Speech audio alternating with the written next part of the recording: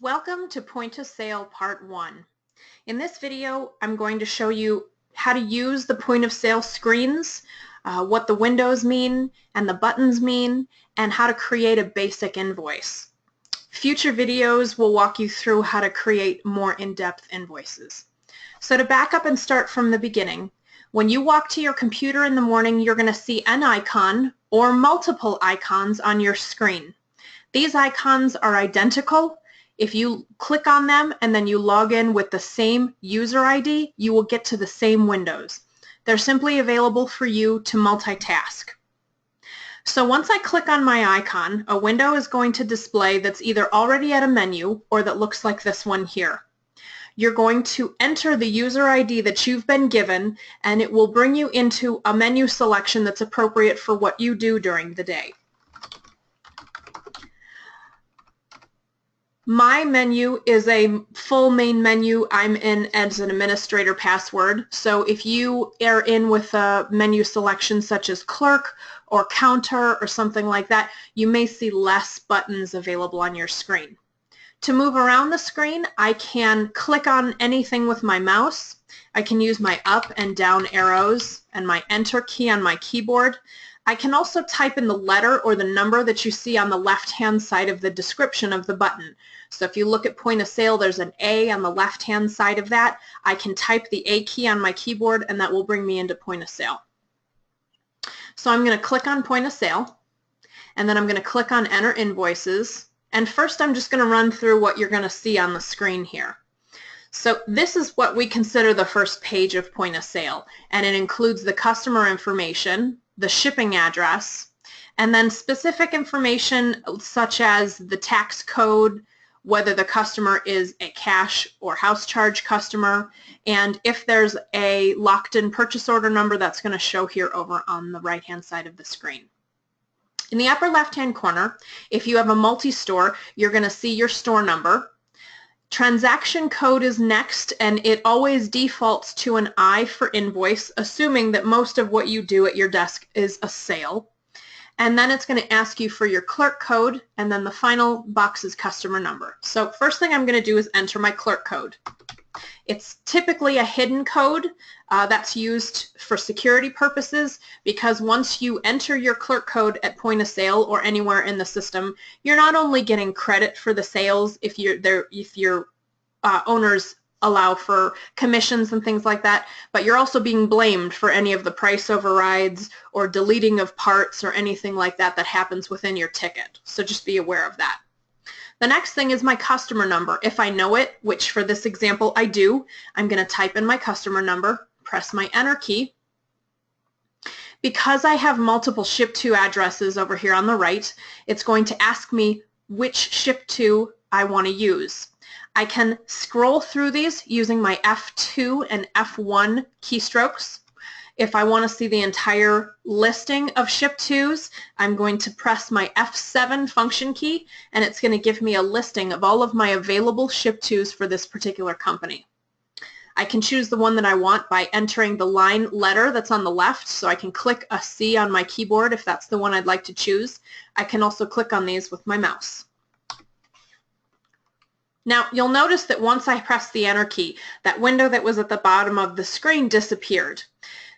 There's nothing or no reason that you really need to stop there unless information is missing. But if I were to up arrow from my part number field, you'll notice that my screen shows at the bottom. Again, it shows me my payment code. C is for house charge. A $sign is for a cash customer. My tax code information is in the center, so this is a taxable customer. And then if there were job numbers associated with my account, ship vias, purchase order numbers, those would show up on the right-hand side of my screen here. To get down to the next screen, I either press my enter key or I hit my home key. Now, you'll notice that my screen has changed. I have some buttons on the right-hand side, and I have an area in the bottom that's blue that's displaying information specific to my part numbers or specific to my ticket at this point. This is what we would consider page 2 of the screen. So on the left-hand side of the screen where my cursor is blinking, it's expecting me to enter a part number. To enter a part number, I simply type it in. I can type in the manufacturer code and the part number. I can type in a word or a barcode. I can scan a barcode with a handheld scanner. So there are a number of ways for me to bring up part numbers onto my screen here. Now, when I entered each of those, I'm going to enter it one more time, the information in the bottom of the screen was populated with my current quantity on hand, my current quantity committed, my quantity on order, and my date of last order. On this system, I have multiple stores, so it showed me my quantity on hand for store 2 and store 3. Some other important information for me. In the center of my screen, it's showing me the customer's actual balance and my credit limit. That may be something that would be of interest to you at this particular point in the ticket. And then on the far right, you're going to see my sell price for this particular part, my running total of what's on the ticket so far, and then perhaps a field such as profit percent. Now, if you compare this to what you see on your screen, you're going to notice that they're probably different. These fields of information are customizable, and your management team will determine what pieces of information that you are provided with when you're in the middle of your ticket. If there's a piece of information that would really benefit you when you're in the middle of an invoice, you're going to want to go to your system administrator and request that that piece of information is added to the bottom of the screen here. When I added the part to my ticket, it added my manufacturer and part number, my description, the list price for my item, the transaction code of an I, which will be important later, and then it's going to default me to either the number 1 or my vehicle quantity, depending on how my system has been set up. I can override the value that's in here by pressing another number key and pressing my enter, or I can just press the enter key and that will sell to my customer the number of pieces that defaulted into my ordered field.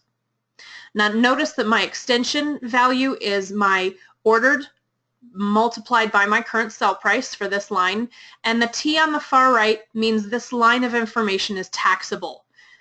We do have the ability to set up parts as being taxable or exempt. Some states don't charge for clothing. Some states charge differently for labor and things like that. So your tax will reflect the tax amount or the tax code that's being charged on that particular line of information. If I want to add a comment, I have the ability to add that by either holding down my control key and pressing the C as in Charlie keystroke. It's going to ask me the line number to insert the comments after if I wanted to squeeze information in. Perhaps I wanted to specify that this oil filter was for a Grand Am. So I'm going to type in a 0. Per the instructions, use 0 to insert at line 1. I'm going to press my enter key, and then I'm going to type in my remark. Oops.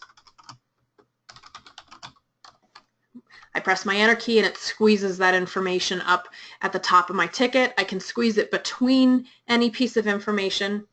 Now when I'm entering my comments, you'll notice that I can hit the home key to get off of this screen. I can press the F5 key at any time if I want to insert information between other lines. And there's a toggle button on the right. Perhaps you're writing a message onto the invoice so it doesn't get lost as to why you gave a customer a discount, but you don't particularly want the customer to see that message. So you can click on this toggle button, and I can put discount for complaint. So I obviously don't want the customer to see that message. And the for Grand Am message will print on the invoice. The discount for complaint will not. So that's available to you. I'm going to click the Home to End Remarks button or hit the Home key on my keyboard, and that will pop me back into the ticket. Now the other way to do a comment is to click on the / button. It's the button that's shared with your question mark key. So if I hit that / button and I hit the Enter key, I can then enter another remark here, press my Enter key, and that's going to show up at the bottom of my screen. So you get the window either way, but whichever way that you remember to add remarks is available for you to use. So I was just going to create a real easy invoice. So to finish this invoice, I'm going to press the Home to Tender button. And because this customer is a house charge customer, The ticket throws me down to the bottom of the screen and assumes all I'm going to do at this point is finish the invoice by pressing the Finish button. Now you'll notice that my screen has changed. I have some new buttons on the right. The information in the blue in the bottom is now giving me my reference number, my subtotal, core totals and tax, if you have cores, freight and labor, an area where you could do plus and minus adjustments on your invoice, and then my method of payment information on the right. And this is what we would consider page 3 of the ticket. So because my customer is a house charge, the computer is assuming that I want to apply this to the house charge. And the reason we're assuming that is because we want you to have the least number of keystrokes available when you go through a ticket. So if I wanted to change this customer from a house charge to a cash, I can absolutely do that. I will show you that at a later time.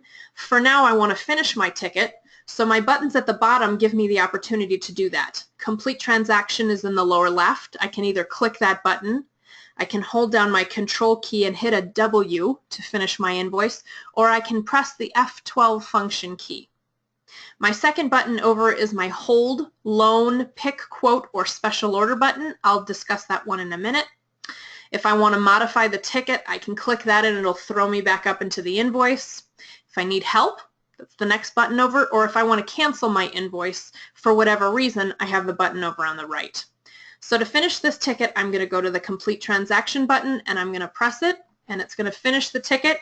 It's immediately updating my AR and my inventory. It's printing immediately, and it's processing into all of my sales, unless I have that turned off on purpose. But so you should assume 99% of the time that this is updating everything immediately.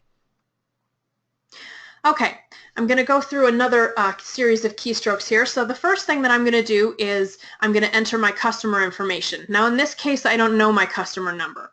So I'm going to press the Enter key and I'm going to type in the name John, press the Enter key, and notice now all of my account names that match the characters that I typed in are in red.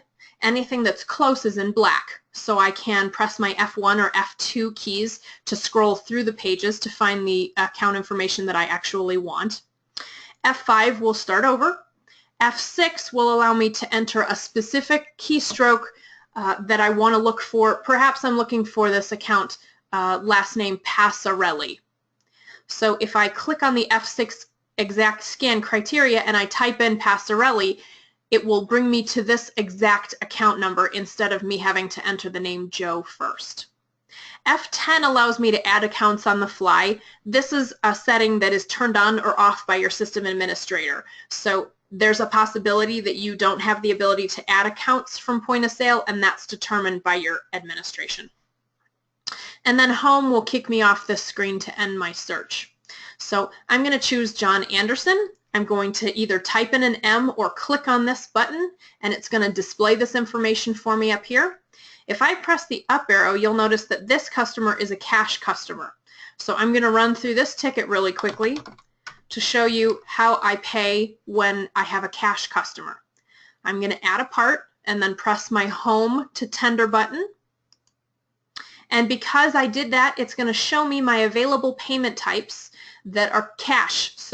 And cash means immediately paid.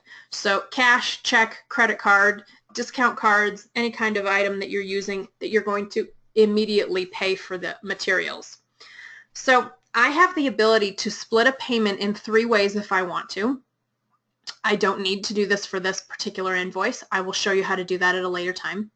I'm going to click on cash, and I can either hit my Enter key here, and it's going to take the $8.06 and assume that that's the total payment that the customer is giving me, or I can type in $10 and press the Enter key, and the customer is going to pay me $10, and I'm going to give the customer $1.94 in change. That shows in your lower right corner. Now, one thing about all the buttons that you're seeing, you'll notice that they're fairly large. The reason that we allow that is because we allow for touch screen monitors. So if you're thinking that it's outrageous that some of these buttons are so large, it's because some people want to use the touch screen, so we need the button to be large enough that they can click it with their finger. In the received by area, I have no information to enter here. There's nothing that's going to benefit this ticket by me entering information here, so I'm going to bypass this. The received by field, in my opinion, should be used for a couple of reasons. The first is if you're handing someone back money, you want to make sure that you note on the ticket who that person was that you handed that cash to. The second reason you'd want to enter information to the received by is if you get a check from a customer. We do have check logic in the background, but it asks you a ton of questions. What the bank is, what the amount is, what the address is of the check person, what their driver's license name is, or driver's license number is, and it's just a lot of information to write into the system. So unless you turn that information on, I would suggest just throwing the check number in here. It's the easiest way, and it records that information onto this invoice. The third thing you may want to use the received by for is to enter your authorization number if you've created a credit card transaction on an external credit card machine. Other than that, there's no reason for you to enter information here. Again, we're trying to cut down the number of keystrokes, so if you press the enter key, as long as that's not a required field, all I need to do is press my F12 to finish my transaction. I'm going to stop here. I'll continue on in the next video with the buttons that you see at point of sale. If you have any questions at this point, please call 800-829-4722 or email us at sbctraining@autolog.com. Thank you so much for your time.